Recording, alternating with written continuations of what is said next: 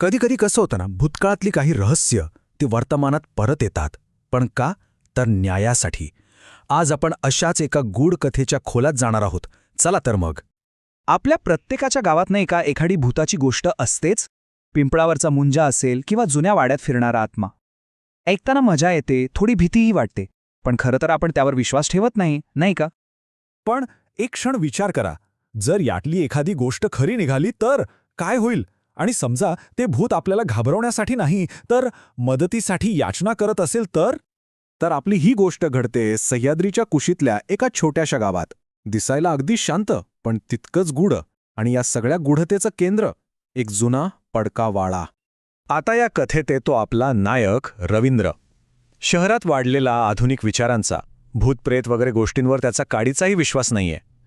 तो गावात येतोय आजीच्या श्राद्धासाठी. पण त्याला बिचाऱ्याला काय माहीत की हा साधा प्रवास त्याचं आयुष्यच बदलून टाकणार आहे. तर हा जो पडका वाडा आहे ना, तो बरोबर रवींद्रच्या घरात शेजारीच आहे. गावकरी तर काय नेहमीच सांगतात की रात्री तिथून विचित्र दिवे दिसतात, कुणाच्या तरी रडण्याचा आवाज येतो आणि कधीकधी तर एक बाई दिसते म्हणे तिथे. पण रवींद्रसाठी त्याच्यासाठी या सगळ्या निव्वळ थापा आहेत. पण मग एका रात्री असं काहीतरी घडतं की रवींद्रचा हा सगळा अविश्वास पार ढासळतो. आणि मग दंतकथा आणि सत्य यातली जी एक पुसटशी रेषा असते ना, ती हळूहळू नाहीशी होऊ लागते. रात्रीची वेळ, मध्यरात्र उलटून गेलेली. रवींद्र नुकताच झोपायच्या तयारीत असतो. तेवढ्यात त्या पडक्या वाड्यातून एक प्रखर प्रकाश झोत बाहेर येतो. तो पटकन खिडकीकडे जातो आणि जे पाहतो ते बघून क्षणभर जागेवरच थिसतो. वाड्यातल्या खिडकीत त्याला एक स्त्री दिसते.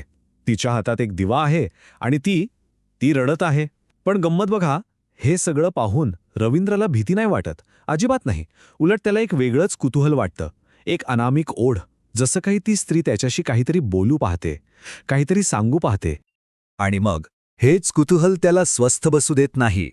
रवींद्र एक धाडसी निर्णय घेतो. तो ठरवतो की आपण त्या आत्म्याशी संपर्क साधायचा.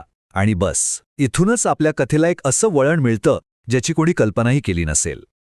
रवींद्र मग गावातल्या जुन्या जाणत्या लोकांशी बोलतो. तेव्हा त्याला कळतं की ती स्त्री म्हणजे राणीबाई. तिचा नवरा म्हणे युद्धात मारला गेला होता. पण मग प्रश्न तोच होता, जर असं होतं तर तिचा आत्मा अजून इथे का भटकतोय? तिला शांती का नाही मिळाली? मग एका रात्री रवींद्र थेट त्या वाड्यासमोर जाऊन बसतो, ध्यान लावतो आणि राणीबाईचा आत्मा त्याच्यासमोर प्रकट होतो. ती जे सांगते ते ऐकून रवींद्रच्या पायाखालची जमीनच सरकते. ती म्हणते, माझा नवरा युद्धात नाही मेला, त्याचा खून झालाय, त्याच्याच माणसाने केलाय. आता सगळा उलगडा झाला.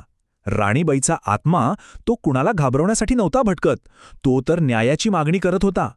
एका अशा सत्यासाठी जे कित्येक वर्षांपासून दाबून टाकलं गेलं होतं. ही दुःखाची नाही तर न्यायाच्या शोधाची गोष्ट होती. आता रवींद्र समोर एक प्रचंड मोठं आव्हान उभं ठाकलं होतं. म्हणजे विचार करा, एका आत्म्यानं सांगितलेल्या गोष्टीवर कोण विश्वास ठेवणार? पण नाही, रवींद्रनं मनाशी पक्क ठरवलं होतं, काहीही झालं तरी राणीबाईला न्याय मिळवून द्यायचाच. मग काय, रवींद्र कामाला लागला, अगदी पद्धतशीरपणे. त्याने राणीबाईने सांगितलेली प्रत्येक गोष्ट नोंदवून घेतली, गावातल्या वडीलधाऱ्यांकडून आणखी माहिती काढली, संशयितांची नावं शोधली आणि हे सगळे धागेदोरे एकत्र करून तो थेट पोलीस स्टेशनला पोचला. आता साहजिकच आहे, पोलिसांनी आधी त्याच्यावर विश्वास ठेवला नाही. कुणीतरी येतं आणि म्हणतं की एका भूताने मला खुनाबद्दल सांगितलंय. कोण खरं मांडणार? पण रवींद्रकडे जे पुरावे होते ते इतके ठोस होते की पोलिसांना तपास सुरू करावाच लागला. आणि मग एक एक करत वर्षानुवर्ष गाडलेलं ते काळमगुट सत्य बाहेर आलं. त्या सगळ्या विश्वासघातक्यांना बेड्या पडल्या. चला, म्हणजे राणीबाईच्या पतीला न्याय मिळाला. त्या वाड्यातून येणारे ते गूढ आवाज, तो प्रकाश, सगळं काही कायमचं थांबलं. गावात पुन्हा शांतता पसरली. आपल्याला वाटेल की चला, गोष्ट इथेच संपली. पण थांबा, एक शेवटचा अध्याय अजून बाकी होता. बघा, कायद्याच्या न्यायालयात न्याय मिळाला होता, हे खरं. पण आत्म्याच्या शांतीसाठी त्यासाठी अजून काहीतरी करणं गरजेचं होतं. आणि ते काम फक्त रवींद्रच करू शकत होता. काही दिवसांनंतर राणीबाई पुन्हा एकदा रवींद्रच्या स्वप्नात येते. यावेळी ती शांत असते, पण तिच्या बोलण्यात एक अपूर्णता असते. ती म्हणते, न्याय तर मिळाला, पण माझ्या पतीच्या आत्म्याला मुक्ती नाही मिळाली. कारण त्याचा देहच कधी सापडला नाही. जोवर त्याच्यावर अंत्यसंस्कार होत नाहीत, तोवर त्याला शांती कशी मिळणार? रवींद्र पुन्हा गावात येतो, पण यावेळी तो एकटा नसतो. आता संपूर्ण गाव त्याच्यासोबत असतं. जुने नकाशे, जुन्या लोकांकडून ऐकलेल्या गोष्टी, या सगळ्यांच्या मदतीने ते त्या जुन्या रणांगणावर शोध सुरू करतात. आणि अखेर त्यांची मेहनत फळाला येते. त्यांना त्या योद्ध्याचे अवशेष सापडतात. म्हणजे बघा, इथे न्यायाची 2 रूपं समोर आली. एक होता कायदेशीर न्याय, ज्याने खुन्यांना शिक्षा दिली आणि जिवंत माणसांना सुरक्षित केलं.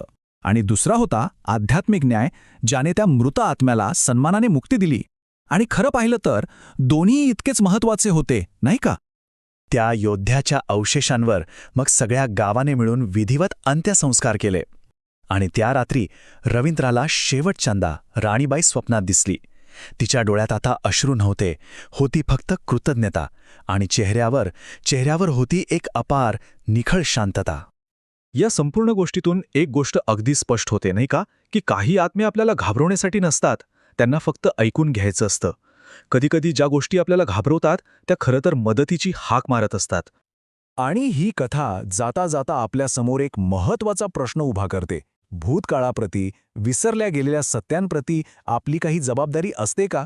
कदाचित प्रत्येक दंतकथेमागे असाच कुणाचा तरी एक आवाज दडलेला असेल, जो फक्त आपण ऐकण्याची वाट पाहतोय.